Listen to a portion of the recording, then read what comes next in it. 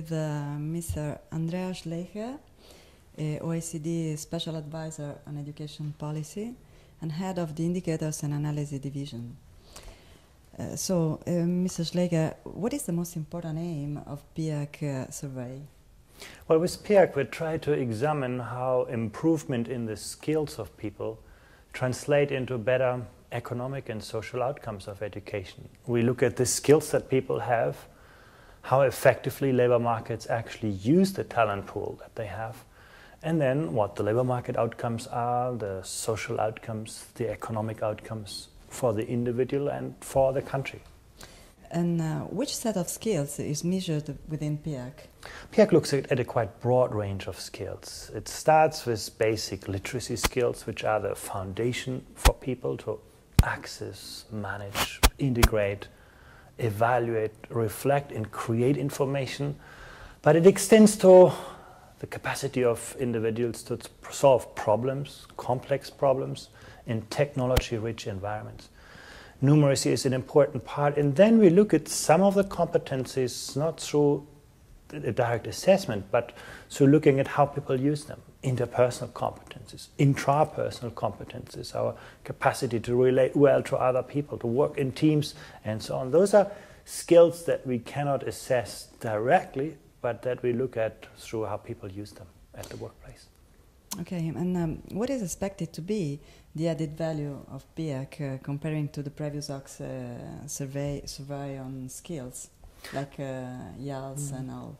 There's several points. The first is PIAAC captures a far broader range of competencies. Previous surveys focused on literacy and numeracy skills, which remain an important part of PIAAC.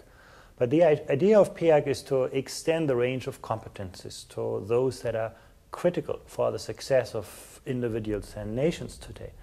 More important, PIAAC doesn't look just at the skills people have, but also how they use the skills. Through what we call a job requirement approach, we look at how well what people are able to do actually they deploy at the workplace.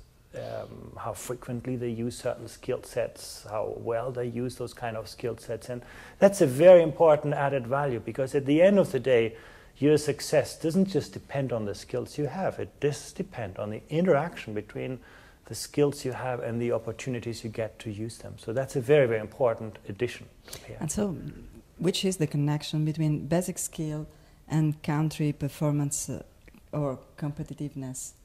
If you look at the industrialized world, competitiveness very much depends on productivity today, and productivity is largely a function of skills, of human capital, of the capacity of individuals to do something. And so it's very, very important to look at the skill distribution in the population. Competitiveness is not just a function of the average skill in the population, but very much also of the distribution. Does a country have the most talented people that you need to sort of create the next generation of innovation?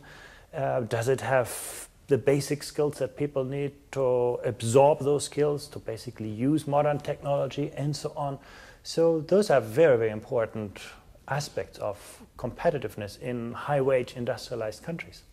What is the influence of these skills on the labor market and employability? Well, what you can see already from very initial results from the PIAAC field trial is that there's a very close relationship between the skills people have and the position they have on the labor market. And the recent financial crisis illustrates this very well. You know, those people at the high end of the skill distribution have survived this financial crisis almost unscathed. The people who had paid the price for the recent crisis were the ones with low skills. So there's a very close link between employability and skills.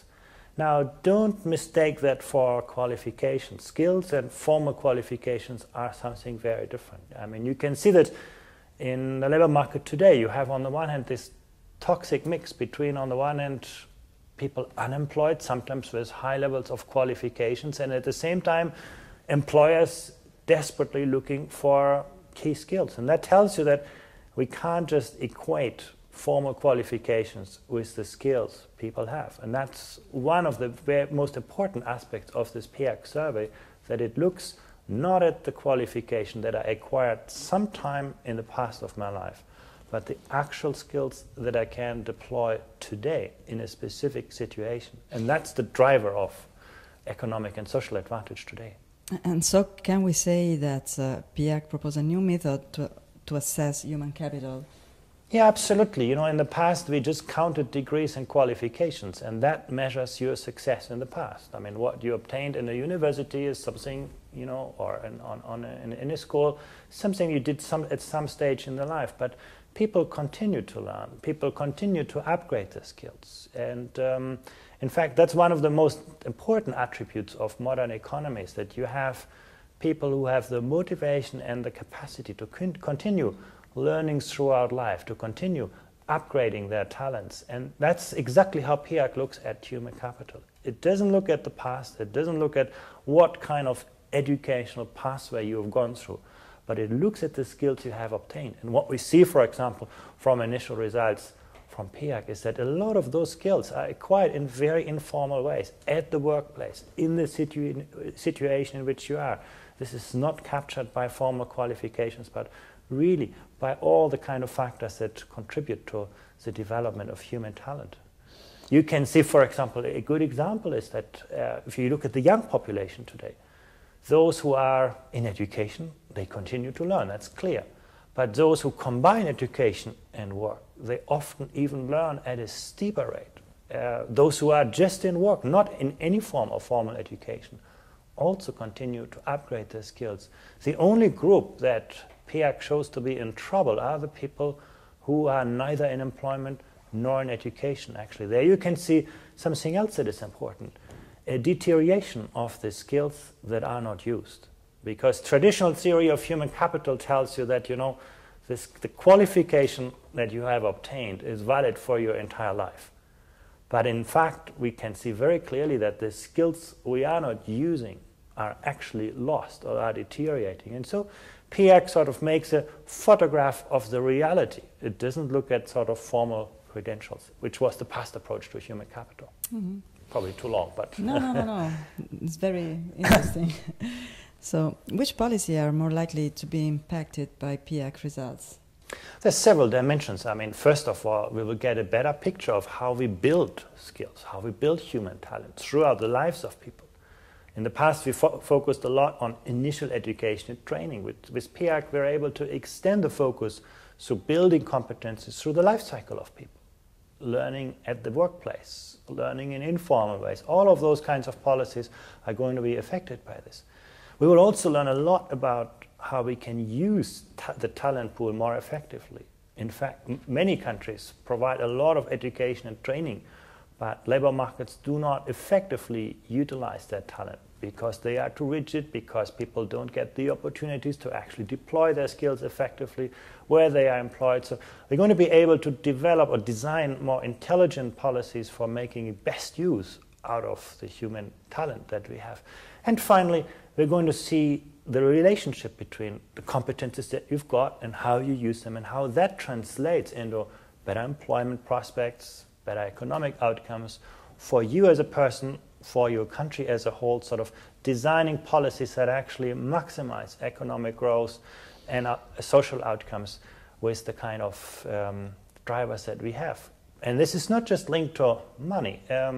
We will see very important other linkages to social outcomes. For example, PIAAC suggests that there are very close linkages between the skills people have and social participation, the willingness to reciprocate, the willingness or political efficacy, the capacity of people to understand what's happening in their society. So we'll be able to look at a broad range of social and public policies as well, beyond sort of the economic focus.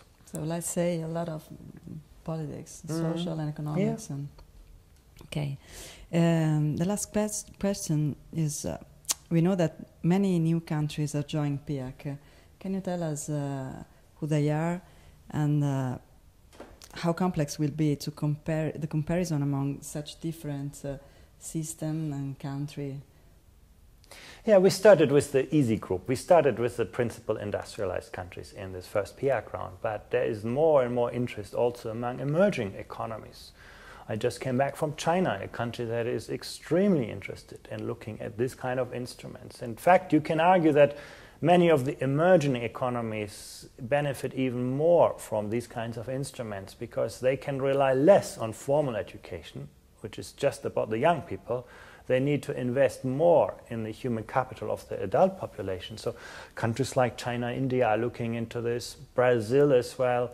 So there's a range of emerging economies that are currently exploring their participation in this assessment. It's probably a development similar to our PISA assessment, which also started in the OECD countries, the principal industrialized countries, and today PISA covers 74 countries. So probably in the long term, more and more countries are sort of lining up with this, because this is going to become the world's premier way to assess human capital, and human capital is the principal source of economic growth and social development today. What has been the influence of your personal skills in achieving your present position in OECD? Well, actually, I'm a good example for the difference between human capital and skills. You know, I did my initial degree in physics, and I still believe it's a very important foundation, but today I'm working in a very different field. And in the field I'm working on, what counts is the capacity to imagine new ideas. You know, the idea of PIAAC was quite controversial when it was established. Many people doubted it can be done. Some people questioned, should this be done? Should an international organization look and examine and compare the skills of people, and sort of bringing in a perspective that this adds value, that this is actually doable, feasible in the field. And then, of course, the experience I brought in with the PISA assessment, which is sort of a first assessment of feasibility of looking at human capital through the outcomes, not the inputs. I think all of those things have come together. And I think today what the world in which we live in is a world that is so highly interconnected. Countries just need to understand what happens elsewhere in the world. You know, sometimes the only way you can discover yourself is by looking in a mirror of what everybody else is achieving. And PISA, PIAAC, those are the kind of instruments that enable us to do this, and that's always been the aspiration I've pursued at the OECD, sort of creating those ideas, ensuring that we get the sort of political and technical interest to make them happen. Thank you very much. Thank you.